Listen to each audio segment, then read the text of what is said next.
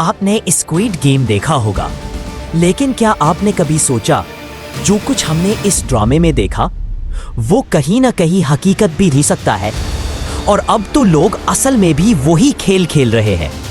Netflix का नया show squid game the challenge, जहां लोग बगैर किसी जान का खतरा लिए करोड़ों के लिए सब कुछ दांव पर लगा रहे हैं। लेकिन ये तो बस शुरुआत है। आपको ये जानकर हैरत होगी कि इस खून भरी कहानी के पीछे खुद लिखने वाला शख्स भी कर्ज में डूबा हुआ था। और हम आपको दिखाएंगे कि ये सिर्फ एक शो नहीं, बल्कि जनूबी कोरिया की एक सच्ची काली हकीकत है, जिसमें गुर्बत, मुकाबला और इंसानियत की बोली लगती है। आखिर में हम आपसे एक सवाल करेंगे जो शायद आपको सोचने पर मजबूर कर दे कि कहीं आप भी तो किसी नजर न आने वाले स्क्विड गेम का हिस्सा नहीं।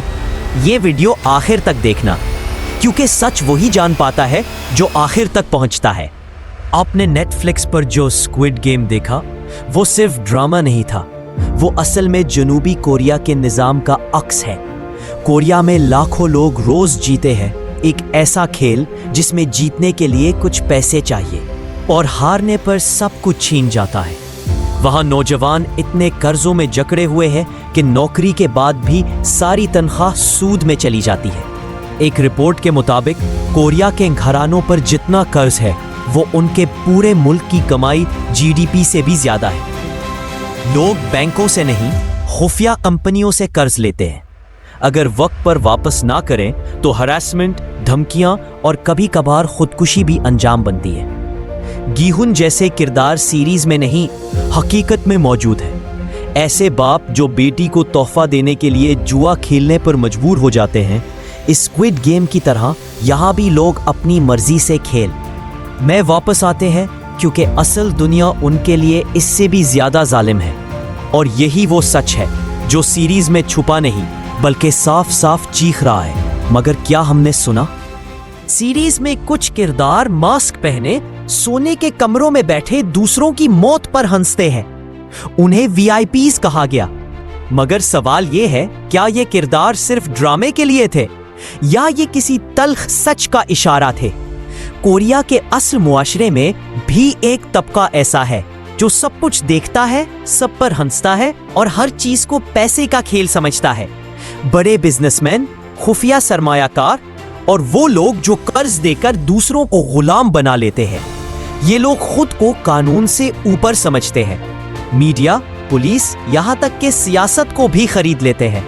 एक रिपोर्ट के मुताबिक कोरिया में टॉप 1% अमीर तरीन अफराद के पास मुल्क की आधी दौलत है। वो खुद खेल में नहीं उतरते, बस दूसरों को चालों में फंसाकर तमाशा देखते हैं। सीरीज के वीआईपीज की तरह ये भी मास्क पहने होते हैं, मगर ये मास्क असली नहीं, ताल्लुकात और पोजीशन का होता है।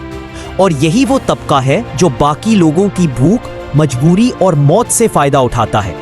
क्या आपको अब लगता है कि स्क्विड गेम सिर्फ एक ख्याली कहानी है या हकीकत का अक्स है? कुछ चीजें सिर्फ ड्रामे में अच्छी लगती है, मगर जब असल दुनिया में हो तो इंसान सोच में पड़ जाता है। नेटफ्लिक्स ने स्क्विड गेम के बाद एक नया शो बनाया, स्क्विड गेम द चैलेंज। इस बार हकीकी लोग लाए गए दुनिया भर से, सिर्फ कैमरे, पैसा और शोहरत की लालच में। सब ने वही गेम्स खेले, वही सेट, वही माहौल। फर्क सिर्फ इतना था, यहाँ मरने की बजाय लोग कैमरे के सामने तमाशा बने। ये क्या मजाक है? एक सीरीज जो जुल्म, गुर्बत और इंसानियत के जवाल पर बनाई गई, वही अब तफरीह का जरिया बन गई। क्या हम वाकई इतने बेहिस हो चुके हैं कि दूसरों की तकलीफ अब एक शो लगती है?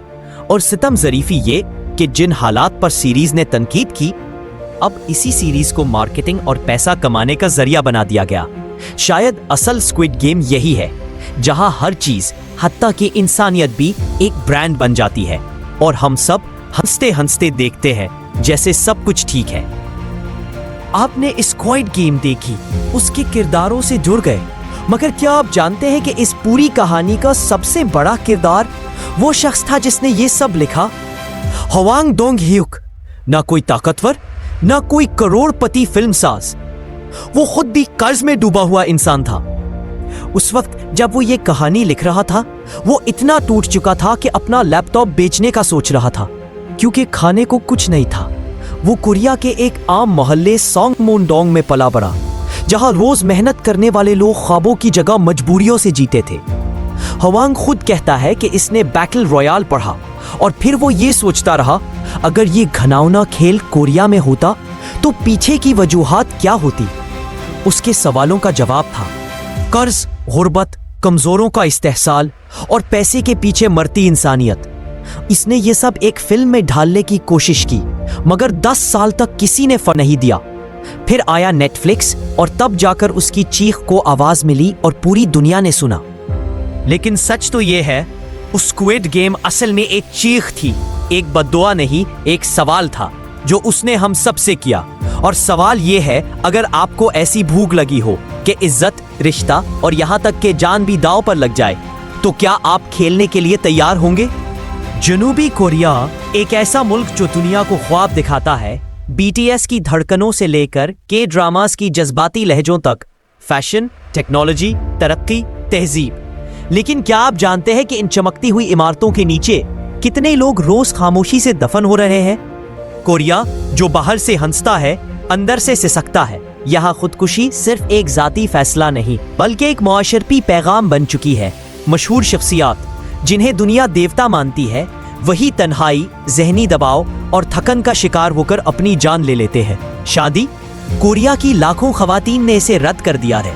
कहती हैं ये रिश्ता सिर्फ कुर्बानी मांगता है, खुशी नहीं देता। और बच्चे, कोरिया दुनिया में सबसे कम पैदाइश की शरह रखता है, क्योंकि नौजवान कहते हैं ये दुनिया बच्चों के लिए नहीं बची। मुकाबले की दौड़, तालीमी दबाव, महंगी जिंदगी और रिश्तों में सर्द महरी। आज का नौजवान सिर्फ सांस लेता है, वो जिंदा नहीं रहता। स्क्विड गेम ने इन सब सच्चाइयों को लाल, सब्ज और खून के रंगों में लपेटकर दुनिया के सामने रख दिया। तो सवाल सिर्फ कोरिया का नहीं, सवाल ये है कि हम भी कहीं इसी खेल का हिस्सा तो नहीं बन चुके? जब स्क्विड गेम रिलीज हुआ तो दुनिया चौंक गई। हर तरफ सिर्फ एक ही बात, कितना खतरनाक शो है। लेकिन जरा रुक कर सोचे, क्या ये सिर्फ एक खतरनाक सीरीज थी या ये हमारे माशरे की असल तस्वीर थी?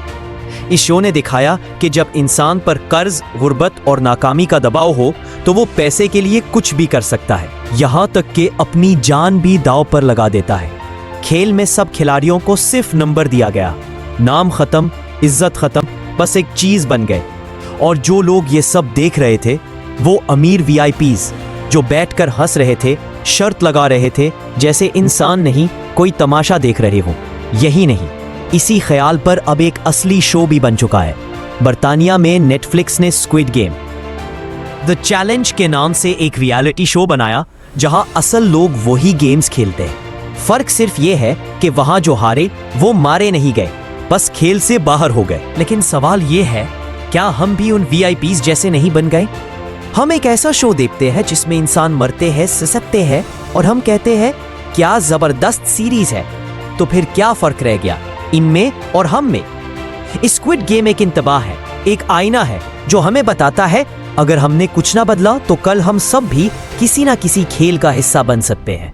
दुनिया जनूबी कोरिया को देखती है तो कहती है वाह क्या मुल्क है, BTS, Blackpink, parasite, squid game. लेकिन इस चमक के पीछे एक अंधेरी गली भी है जिसकी तरफ कोई देखना नहीं चाहता। ये वो मुल्क है जहां हर चीज बेहतरीन लगती है, लेकिन हकीकत ये है कि दुनिया में सबसे कम बच्चे यहाँ पैदा हो रहे हैं। खवातीन शादी से दूर हो रही है, मर्द तन्हाई का शिकार हो रहे हैं। और अफसोसनाक बात, जनूबी कोरिया में सेलिब्रिटीज में खुदकुशी की शरह से ज्यादा है। क्या ये वही तरक्की है जिसके हम ख्वाब देखते हैं? स्क्विड गेम में दिखाया गया खौफ, तन्हाई और पैसे के लिए तड़प, ये सिर्फ कहानी नहीं, ये वहाँ की रोजमर्रा जिंदगी की हकीकत है।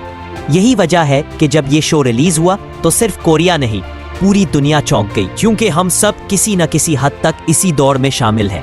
पैसा, इज्जत, कामयाबी और इसके बदले सुकून का सौदा। जनूबी कोरिया के सदर को हाल ही में मार्शल लॉ के बाद अवामी गुस्से का सामना करना पड़ा और अब 100 से जायद शहरी इसके खिलाफ जहनी अजियत का मुकदमा कर रहे हैं। क्या ये सब हमें कोई पैगाम दे रहे हैं कि हम तरक्की की तरफ तो जा रहे हैं लेकिन अंदर से टूटते जा रहे हैं? और यही दिखाया गया है स्क्विड गेम में, वो दर्द जो सिर्फ कोरिया का नहीं, पूरी दुनिया का मसला बन चुका है। हमने देखा कि स्क्विड गेम सिर्फ एक ड्रामा नहीं बल्कि एक दुनिया है एक ऐसी दुनिया जहां गुर्बत इंसान से उसकी इंसानियत छीन लेती है। लेकिन ठहरिए, क्या हम वाकई सिर्फ कोरिया की बात कर रहे हैं? जब कर्ज हमारी गर्दनों पर बोझ बन जाए, जब नौकरी सिर्फ जिंदा रहने का जरिया हो, जब रिश्ते टूटने लगे क्योंकि वक्त सिर्फ दौड़ में गुजर रहा है, तो क्या ये खेल हम भी नहीं खेल रहे? शायद हमारे गिर्द लाल लबादे वाले गार्ड्स नहीं, मगर फैसले करने वाले वही लोग हैं जो हमारे हालात को तमाशा समझते थे। हर रोज हम छोटे छोटे रेड लाइट ग्रीन लाइट खेलते हैं, कभी दफ्तर में, कभी समाज में, कभी अपने जमीर के साथ। ये वीडियो खत्म हो जाएगी, लेकिन वो सवाल बाकी रहेगा, हम कब तक सिर्फ जिंदा रहने के लिए जीते रहेंगे? और अगर आज हमने ना सोचा, ना बदला, तो याद रखिए, अगला स्क्विड गेम किसी शो में नहीं, हमारे घरों में, हमारे माशरों में शुरू हो सकता है। सवाल ये नहीं कि हम कब जीतेंगे, सवाल ये है हम कब जागेंगे।